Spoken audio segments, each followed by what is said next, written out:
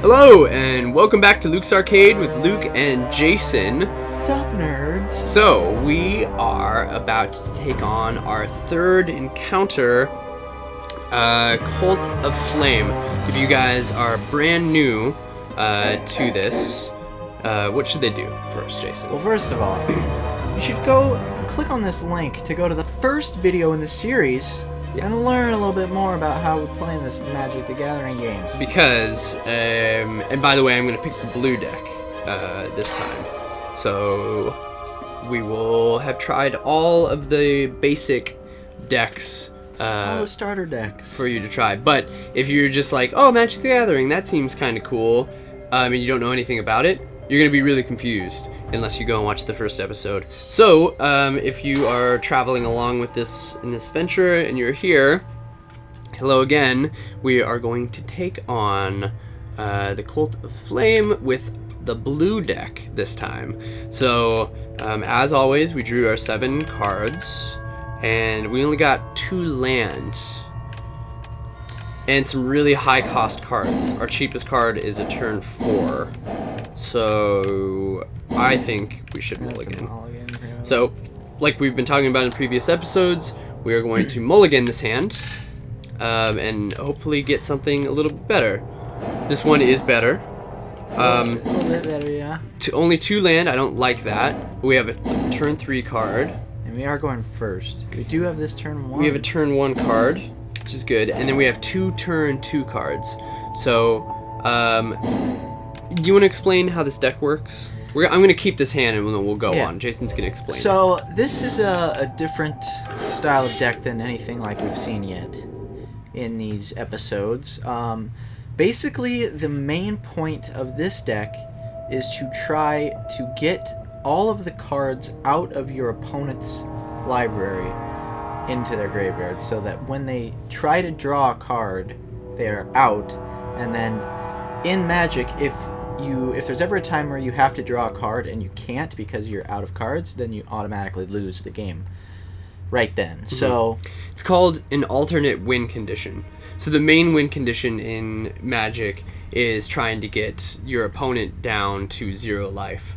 But another way that you can win in this game is by taking all of the cards that they have in their deck and put them into the graveyard. There are a few different ways to do that. This card revolves around that. So here's the very first part of that. So this is called Grindstone. It costs 1. So I'm playing this on turn 1. It's an artifact card. You can pay 3. So not only does it cost 1 to play, but it costs 3, and you have to tap the card. So that basically just means you can only use it once per turn. Because once it's tapped, you can't re-tap a tapped card. And it says, put the top 2 cards of target player's library into player's graveyard. If both share a color, repeat this process.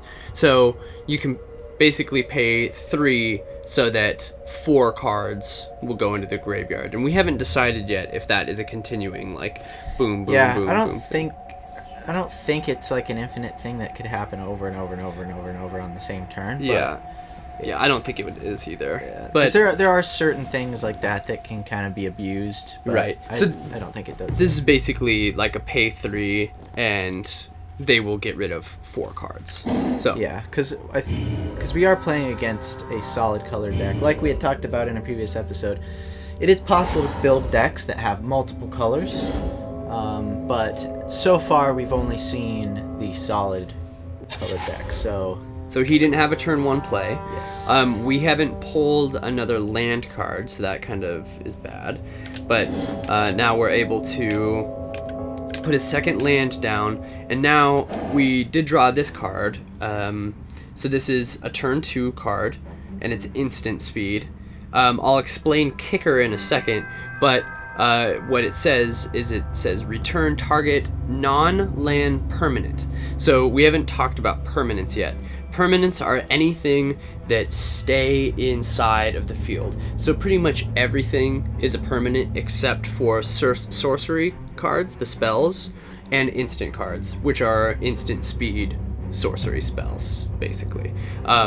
So this thing can make anything that's out in the field go back up into their hand. Pretty neat, like a little tornado. But what you can also do is you can pay the additional kicker cost of another 2. So if you do the math on this, this is an instant speed sorcery spell, cost of 2. You can kick it for another 2, so a total of 4. 2 of those being blue resources.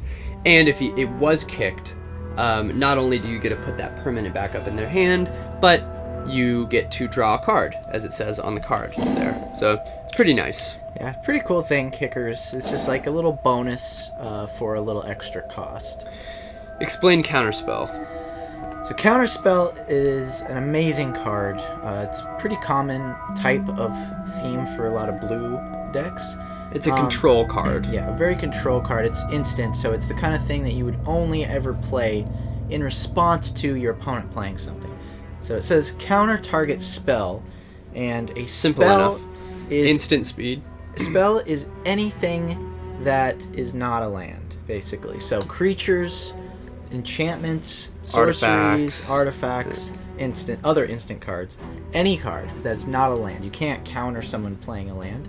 But if you play this in response to someone playing any other card other than land, then it interrupts it and it just goes straight to the graveyard. Yeah. So it's really, really powerful. At a cost of only 2 to you. So say they're trying to put a huge monster, like a turn 8 monster or something like that, and you have 2 open blue resources, like what it says that it costs to play, and you can counter that turn 8. That turn 8 never comes into play. It's as if they never played the card, except for they still had to pay the cost for the monster to come in. So say that big turn 8 guy cost 8 resources, and he was like, as soon as this monster hits the playing field, you win the game.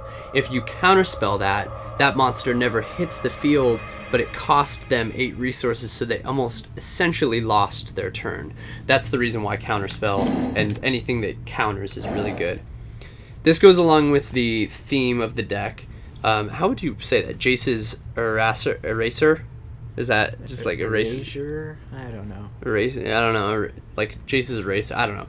So it's turn 2, and this just says basically whenever you draw a card, you may have target player put the top card of his or her library into her graveyard. So it goes along with the theme of this deck, it's called milling.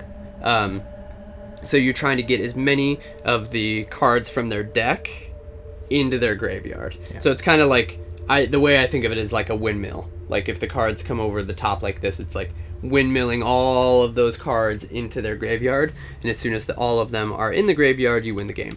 So this is probably the best card to play right now. Getting this out really early, every time I draw a card, they're going to lose a card. And I plan on drawing a lot of cards this game. So this guy only has 31 cards left in his deck. Oh, so we're gonna totally. So it's pretty good situation for us. Ooh, this guy's awesome too, but we don't have any more land. I know, this guy's bad. Okay, so this is a turn 1 guy, this crab, and he's a 0/2. So you might be thinking like 0 attack. He has 0 attack but 2 health. So he's decent at blocking. He can block like a little 1-drop guy that has maybe 1 attack. It's nice. But his real power is he has a thing called Landfall. I'll bring up Landfall here. I won't. It's a new keyword for us. So what does Landfall do? So basically, it actually pretty much says right on the card what Landfall does. But anytime you see a card with Landfall, it corresponds with you playing after this card is already in play. Anytime he is still in play after that, and you play a land, you get some kind of benefit. So in this particular case, when a land enters the battlefield under your control, target player puts the top 3 cards of his or her library into his graveyard. So it's that same, like, right on the strategy we're going for. Yep, so that's perfect. So we're going to go ahead and play him. We don't have a land right now, because otherwise that would be very helpful. And 3 cards on the top of their deck would be pitched into their graveyard, and it's an interesting way to think about it. because okay, so this is the little ping guy. We saw him in the last episode, I believe. That was in the first deck we played. Yeah. Okay, so I got land. So now what's going to happen is I'm going to put down a piece of land, and 3 of those cards, if you saw up at the very top, 3 cards from his deck went into the graveyard. I'm going to go to his view so that I can show you. If you guys don't have it on 720p full screen mode, you can see this right here. He only has 25 cards left in his deck. As soon as he has none left and he tries to draw a card, he loses the game. I am going to play one of these cards, but you probably have to see that in the next episode when we eventually mill this guy out. So until then, Jason, do you have anything to say? Well, it's gonna be quite a show. So make sure you come back and watch us beat this just noob encounter. Yep.